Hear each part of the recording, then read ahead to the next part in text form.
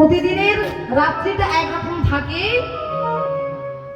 আর ভগবান যেদিন মানে সেই যেদিন রাসলীলার সেই যে দিনটা, সেই দিনের সমস্ত প্রকৃতিটা যেন অন্যভাবে সেজে উঠেছে। তাই শাস্ত্রে বললে ভগবান পিতা রাত্রি শারদা মল্লিকা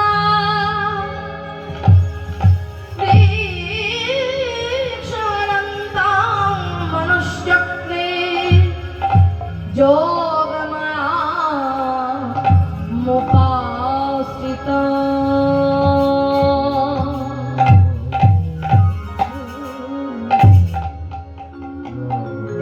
ভগবান পিতা রাত্রে শারদোৎফুল্ল মল্লিকা বীক্ষণন্তাং মনশ্চক্রে যোগমায়া মোপাশ্রিতা। যিনি সৃষ্টি স্থিতি লয়ের প্রলয়ের মালিক, ঈশ্বর পরম কৃষ্ণ সচ্চিদানন্দ বিগ্রহ, অনাদির আদি গোবিন্দ, যিনি সর্বকারণের কারণ, তিনি আজ ব্রজভূমিতে এসেছেন লীলা বিলাসের জন্য। গোবিন্দ আমার মায়ের হাতে ক্ষীর সর ছানা লাড্ডু পায়েস আদি ভোজন করে শয়ন কক্ষে শয়ন করলেন। পরে হলো কি, শারদীয়ার পূর্ণিমার পূর্ণচন্দ্র নীল আকাশে উদয় হয়েছে এবং সেই চন্দ্রের কিরণ জানালার গোবাক্ষ দিয়ে এসে গোবিন্দের মুখমণ্ডলে পড়েছে। শুধু তাই নয়, গোবিন্দ উপরের চিলেকোঠা চন্দ্রশালিকাতে, সেই চিলেকোঠাতে জানালার ধারে বিশ্রামে ছিল। যখন সেই চন্দ্রের কিরণ গোবিন্দের মুখমণ্ডলে এসে পড়েছে এবং সেই পূর্ণ চন্দ্র, সেই চন্দ্র যেন গোবিন্দকে হাত ছাউনি দিয়ে ডাকছে, ইশারা করে জানাচ্ছে, হে দয়াময়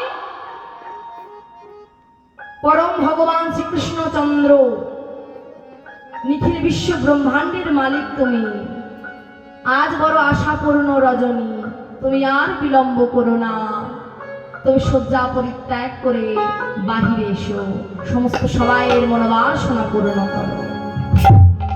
তাই আজ বড় আশাপূর্ণ রজনী গোবিন্দ আমার যোগ মায়াকে আশ্রয় করলেন। বাবা, ভগবান শ্রীকৃষ্ণচন্দ্র 8 বছর বয়সে রাসলীলা করেছিল, তাহলে কতটা ছোট সে।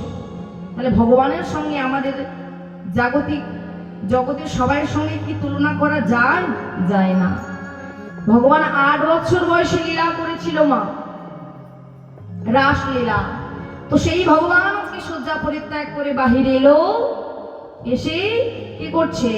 চারিদিকের শোভাটা দর্শন করছে। কেমন শোভা? ওগো শারদ চন্দ্র পবন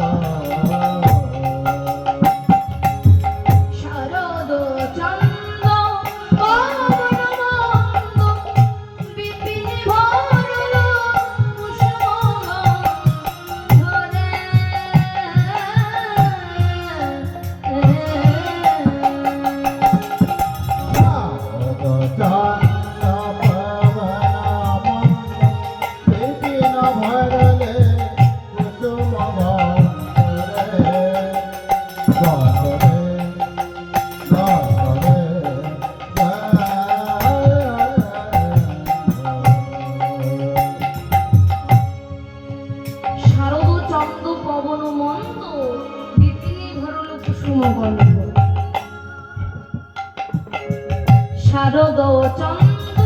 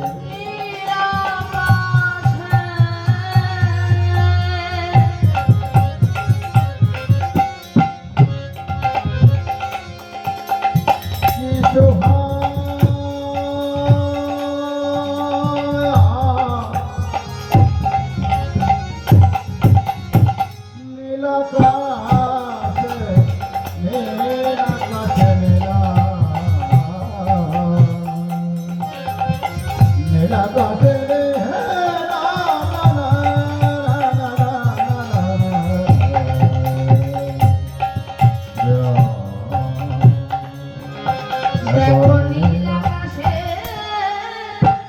চাঁদ উঠেছে। নীল আকাশে চাঁদ, নীল আকাশে চাঁদ, তারার মালা গলায় পরে। নীল আকাশে চাঁদ, তারার মালা গলায় পরে। নীল আকাশে চাঁদ, অসংখ্য মত্ত মধুকর ভরণী। ভগবত মধুকর ভরণী, ভগবত মধুকর ভরণী, ভগবত মধুকর ভরণী, ভগবত মধুকর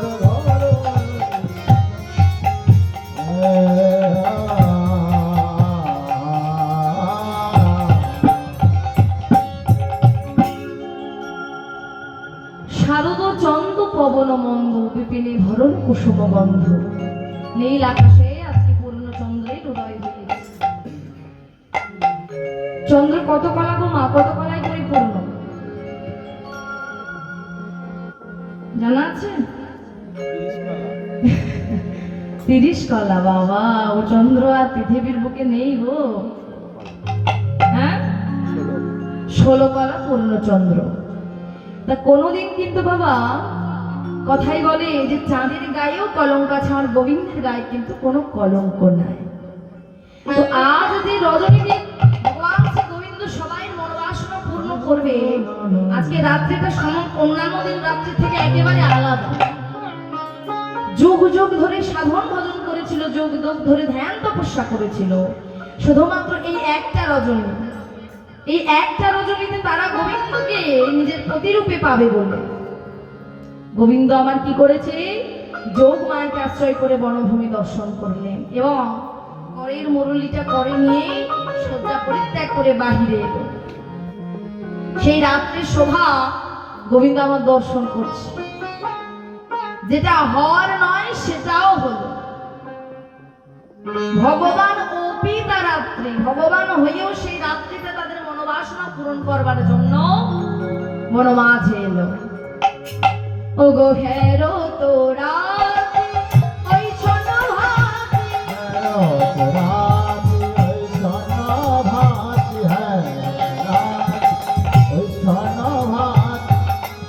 মোহনে মদনে মাতিরে মাতিরে মাতিরে মাতিরে হেরো তোরা ওই ছোট হাতি, ওই জনমাতি শ্যামা মোহন মদনে মাতি মাতি মাতি মাতি। তোরাতি ওই জনভা শ্যামা মোহন মদনে মাতিরে মাতিরে মাতিরে মাতিরে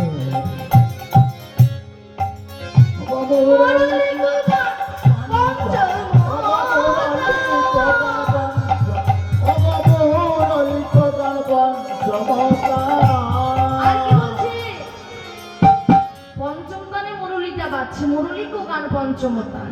আর দেখো দেখো ওই কুলের যত কুলবধূ আছে, ওগো কুলবতী চিত্তচরণী রে, দেখো কুলবতী চিত্তচরণী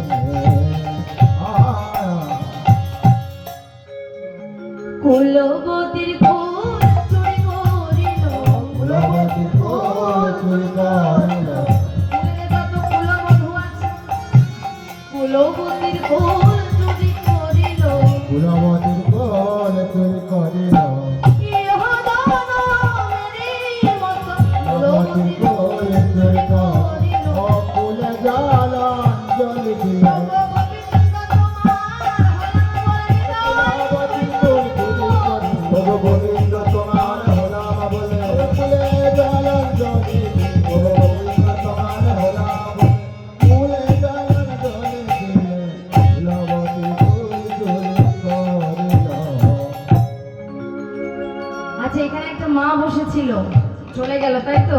আপনার বাড়ি কোথায়? এখানে বাড়ি যাবে বলে একটা কিন্তু কিন্তু হচ্ছে। হ্যাঁ, যাবো কিনা, গেলে কারাই বা থাকবে এত রাত্রে। তাহলে কুলের কুলবোধ যত যে সবাই ছিল, সবার মনটাকে চুরি করে নিল। গোবিন্দ আমার সেই রাত্রে সুন্দর শোভা দর্শন করলেন। দেখুন মায়েরা, ভগবান কৃষ্ণচন্দ্র যখন রাসলীলা করেছিলেন, ঠিক চতুর্দশ ভুবন ঠিক এমনিভাবে একবার নিস্তব্ধ হয়েছিল। কিন্তু সমস্ত চতুর্দশ ভুবন নিস্তব্ধ হয়েছিল, তখন ভগবান কৃষ্ণচন্দ্র বংশীধ্বনি করেছিলেন। আর ওই বংশীধ্বনি শুনে গোপীগণ তারা এই জাগতিক জগতের এই যে আমাদের দেহ, এই দেহটা পরিত্যাগ করে চিন্ময় দেহে গোবিন্দের সঙ্গে মিলন হয়েছিল। মানবের সাধ্য নেই রাসলীলা দর্শন করবে, যার জন্য সবাই এক এক ঘরে চলে যাচ্ছে।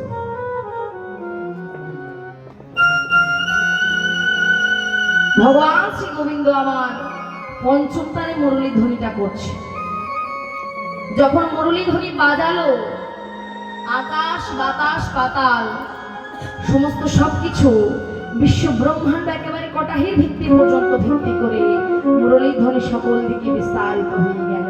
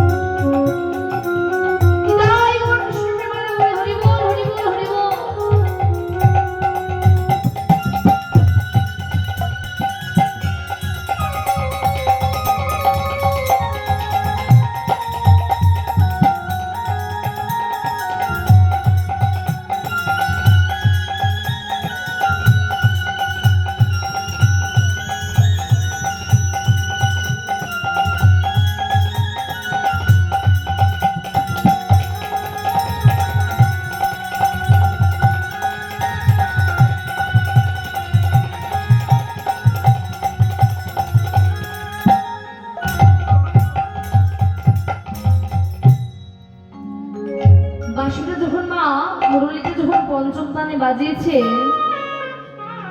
সেই সময় চারিদিকে একটা মানে সেই গোবিন্দের যে মুরলীর ধ্বনি সেটা চারিদিকে বিস্তারিত হয়ে গেল।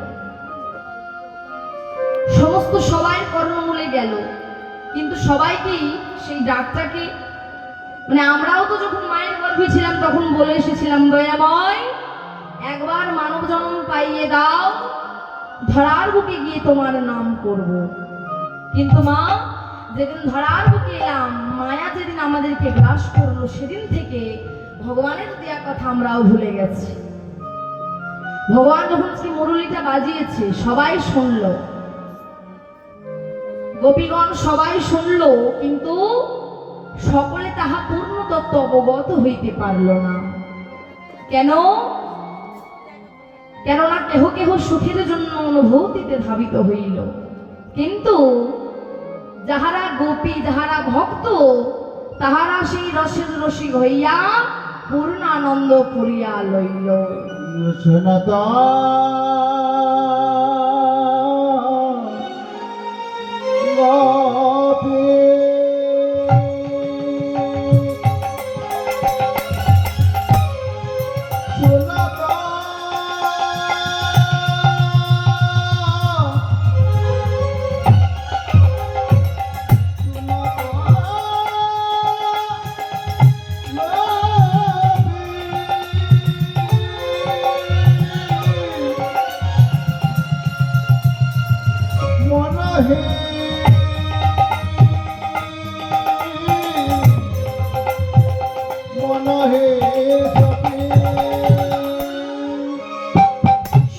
গোপী প্রেম হিরপি, মনহি মনহি আপনা সপি রে, সপি রে, সপি রে, সপি রে।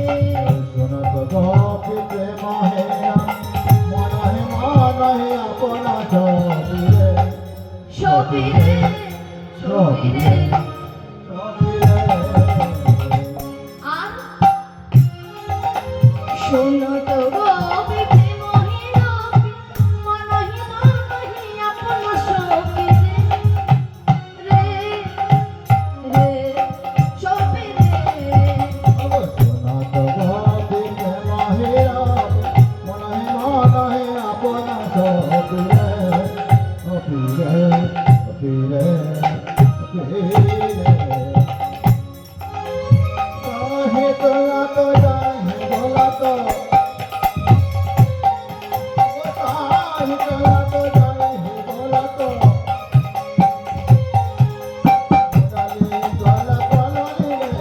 মোরালি কপাল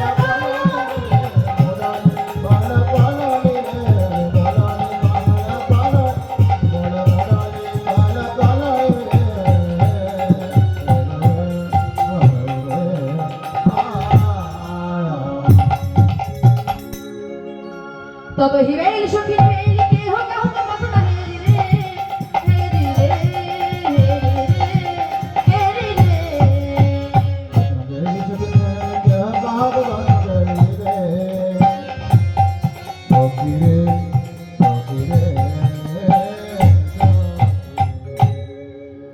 তত হিবেল সখী মেলি কে হোক হোক কত না হেরি গোবিন্দ যখন বাবা পঞ্চম স্থানে যখন মুরলিটা বাজিয়েছে আর কেউ ঘরে থাকতে পারলো না, যে যে অবস্থায় ছিল মনের মতো করে গোবিন্দ দর্শন করবে বলে গোবিন্দের সঙ্গে রাস লীলায় একেবারে সবাই মিলে যোগদান করবে বলে যারা আসতেও পারলো না তারা চিন্ময় দেহে গোবিন্দের চরণে এলো। যখন মুরলি বাজলো বাবা সবাই শুনলো। তাদের মধ্যে আছে 3 প্রকার গোপী, যথা নিত্য সিদ্ধা, কৃপা সিদ্ধা এবং সাধন সিদ্ধা। নিত্য সিদ্ধা গোপী কারা? পুরাকালের মনি ঋষিগণ সাধনা করলেন, ভজনা করলেন, অহি দয়াময় অহে কৃষ্ণ চন্দ্র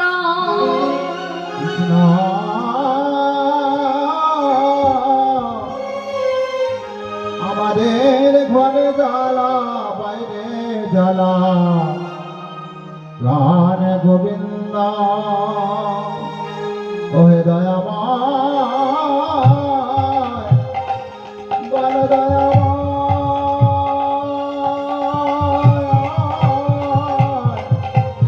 বলো বলো অহে দয়া।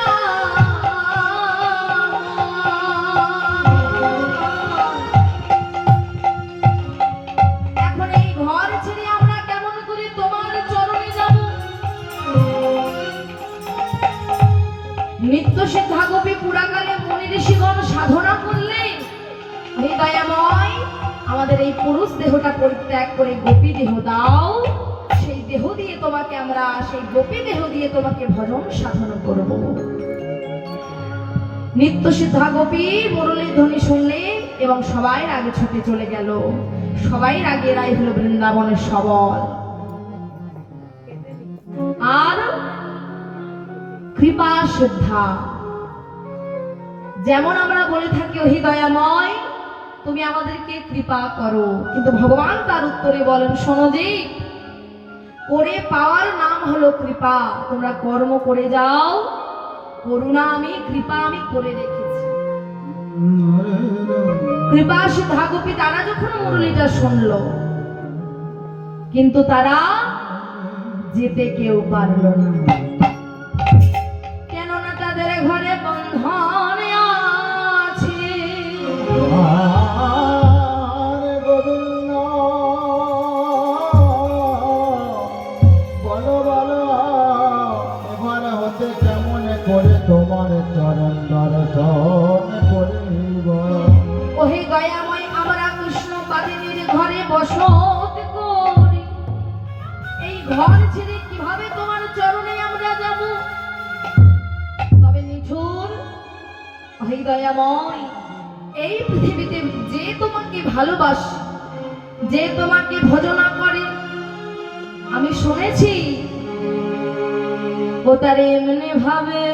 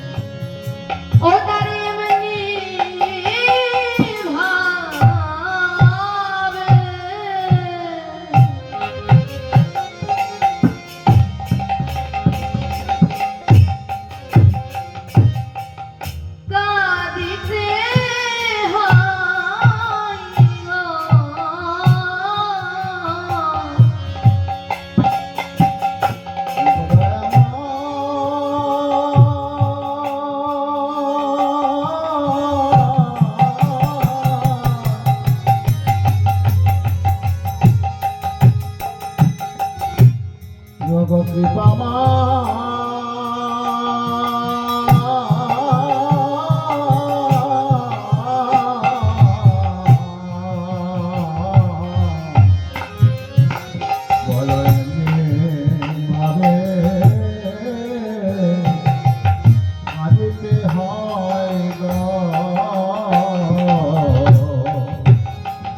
দুটি নয়ন জলে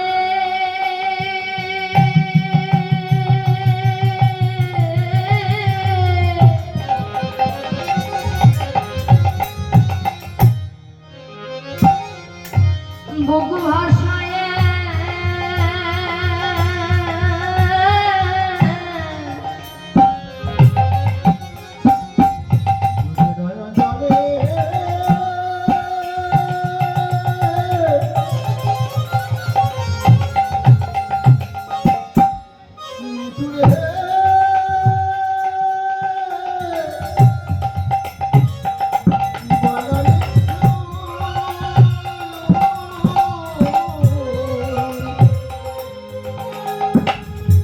বালনি তুলে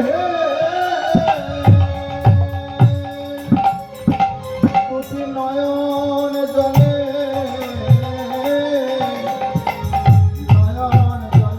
ভাষায়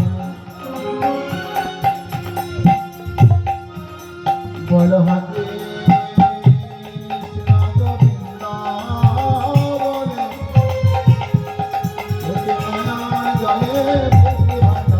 গোবিন্দ তোমার হলাম বলে দুটি নয়ন জলে বুক ভাষায় শুধু এ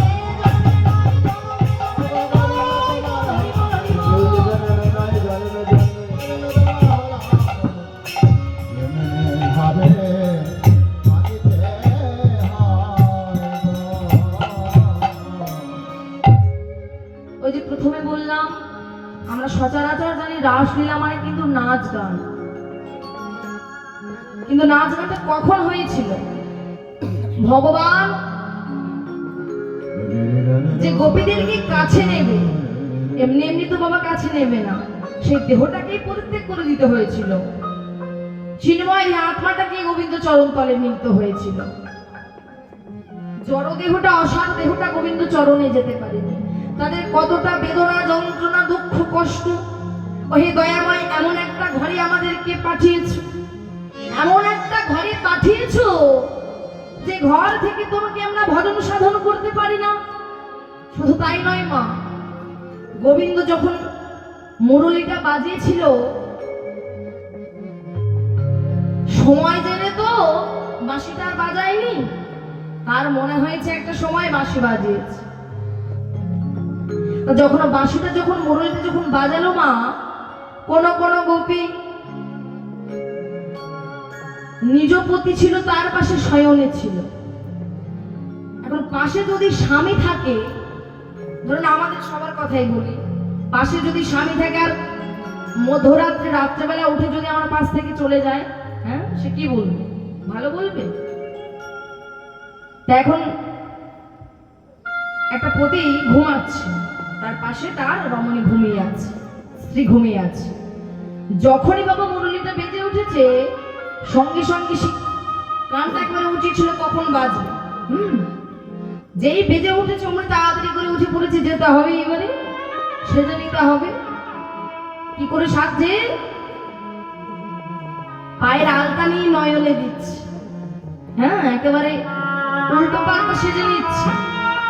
কিভাবে কি করবে তারা বুঝতে আর পারছে না। গোবিন্দ দর্শনে যাবে, গোবিন্দ বাঁশি বাজিয়েছে, আর থাকতে পারে? ঠিক তদ্র ভগবান আমাদেরকে যখন ডাক দেয়, আমরা কিন্তু কেউ ছোট থাকে শিশুকালে, কেউ পৃথিবী ছেড়ে চলে যায়, আবার কেউ বৃদ্ধ হয়ে চলে যায়। ডাক যখন ভগবান দেয়, বাঁশি যখন বাজায়, আর কেউ থাকতে পারে না।